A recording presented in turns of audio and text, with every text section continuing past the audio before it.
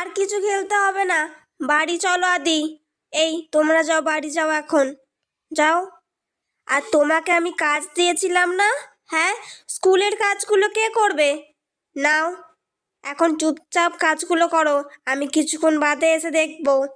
দূর বাবা, কিন্তু ভালোই লাগে না। কি করি? হ্যাঁ, আইডিয়া। সব ছিলে পেলে লিখতেই হবে না। ছিলে পেলে সব। বাবু, তুমি এগুলো কি করেছো? সব খাতা ছিঁড়ে ফেলেছো? হ্যাঁ, তোমাকে না আমি লিখতে দিয়ে গিয়েছিলাম। চলো, আজকেই তোমাকে ঘরে বেঁধে রেখে দেবো, চলো।